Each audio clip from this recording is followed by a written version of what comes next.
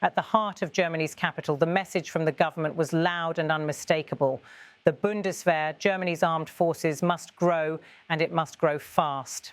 Against a backdrop of rising global tensions and an increasingly unpredictable Russia, Chancellor Friedrich Merz and Defence Minister Boris Pistorius stepped before the press to announce one of the most ambitious military recruitment drives in decades.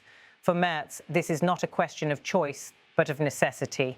As he put it plainly, Russia is, and will remain for a long time to come, the greatest threat to freedom, peace and stability in Europe. Those words capture not only the reasoning behind today's decision, but also the urgency. Germany is facing what its leaders describe as an era-defining challenge, one that requires determination, preparation, and a willingness to embrace responsibilities many thought had been left in the past. The government's new initiative is built around two central ideas: strengthening recruitment and rebuilding the infrastructure needed to sustain a larger fighting force. Over the years, Germany has scaled back its military presence, focusing more on diplomacy and economic leverage. But Merz now insists that a country of Germany's size and economic power must have, in his words, the strongest conventional army on the European side of NATO. This is no small ambition. For decades, NATO has relied heavily on the United States to guarantee Europe's defence.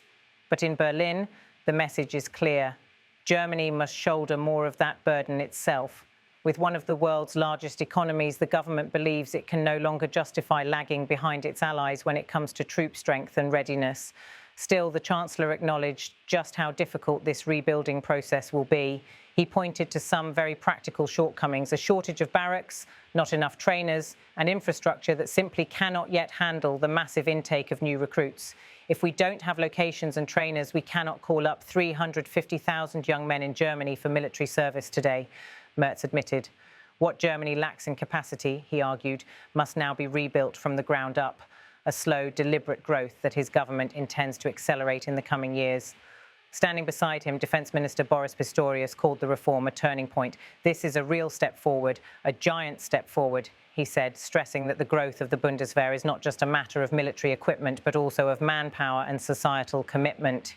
He reminded the public that this would be a long-term effort, one that could not be rushed or treated as a temporary campaign. It must be sustainable, Pistorius argued, warning that recruitment will depend as much on changing mindsets in society as on government funding. That cultural shift may prove to be the toughest battle of all. For years, military service in Germany has been viewed with caution, shaped by the nation's 20th century history and a strong pacifist tradition. Younger generations, in particular, have grown up in an era when the army was rarely central to national life. Pistorius emphasised the need to appeal to both young men and women, instilling a sense of responsibility for national service and making the Bundeswehr an attractive option for those considering their future careers. But the defence minister did not shy away from the stark reality. Russia's continued aggression means Germany must move quickly. The Bundeswehr must grow, he declared. The international security situation, especially Russia's aggressive behaviour, requires this. We need a force with sufficient personnel, otherwise deterrence will not be credible. For Pistorius, the argument is simple. Without enough troops, no amount of advanced weaponry will convince Moscow or anyone else that NATO's resolve is serious. This announcement also ties into a broader European debate. Across the continent, NATO members have been raising their defence budgets, scrambling to fill stockpiles and modernise forces after years of neglect. Germany, often criticised for moving too slowly, is now presenting itself as ready to lead. But critics will be watching closely. Can Berlin actually deliver on its promise, or will political, financial and societal obstacles once again slow the pace of reform? The government faces major hurdles. Recruitment has been sluggish in recent years, with too few young people willing to enlist. Infrastructure upgrades require billions in investment, and while the German parliament has signalled its support, the scale of the challenge is immense. Building barracks, training new officers and expanding support systems will take time that some argue Europe does not have. Yet history weighs heavily on these decisions. Germany's cautious stance on military matters has deep roots. After World War II, rearmament was controversial. And throughout the Cold War, the Bundeswehr was large but politically constrained. Following reunification and the end of the Cold War, defence spending fell and public interest in military service declined. The government's latest moves mark a sharp departure from that legacy, signalling that the era of reluctance is over. For Merz, this is not only about defence, but about Germany's role on the international stage. As NATO grapples with a more hostile Russia and as the United States signals it expects Europe to do more, Berlin's credibility is on the line. Failure to act could undermine both NATO unity and Germany's standing among allies. Success, however, could transform the country into the anchor of Europe's security architecture. The wider public reaction will matter too. German society has long debated how far its military should go. While polls show rising support for stronger defence in light of Russia's war in Ukraine, skepticism remains. Concerns about militarisation, costs and the potential for foreign deployments will shape the political conversation in the months ahead. And yet the urgency is undeniable. With Russia continuing its aggression, Germany cannot afford to remain unprepared. As Pistorius emphasised, deterrence only works when it is both visible and credible.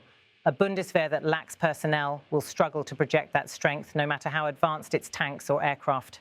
As Merz and Pistorius left the stage, their words echoed beyond Berlin's government district. This was not merely a policy announcement. It was a declaration of intent that Germany, once hesitant, is now prepared to confront the realities of a dangerous world. Whether through barracks rebuilt, recruits trained, or societal attitudes reshaped, the Bundeswehr is set on a path of renewal. For NATO, that renewal could not come at a more critical time. And for Germany, it may mark the beginning of a new era, one in which the nation accepts not only its economic responsibilities, but its military ones too. Germany is stepping forward, promising not just to modernise its armed forces, but to ensure that Europe's collective defence remains credible for decades to come. The challenge, as both Merz and Pistorius made clear, is turning words into action and ambition into reality.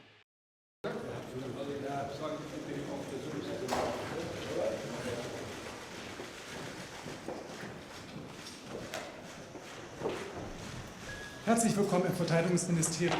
Im Bendler-Block hat das Kabinett. Bundeskanzler, Sie haben ja gesagt, Sie wollen die Bundeswehr zur stärksten konventionellen Armee Europas wieder machen. Der Schwachpunkt ist das Personal.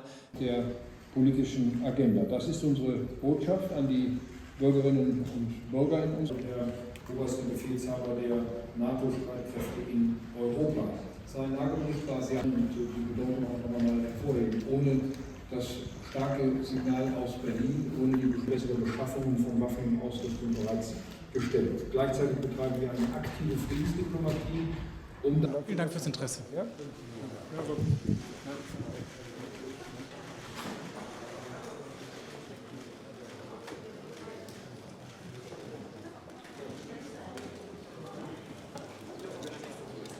Eindeutig, Russland ist und bleibt auf lange Zeit die größte Bedrohung für Freiheit, für Frieden und für Stabilität in Europa. Und darauf antwortet die Bundesregierung mit Entschlossenheit.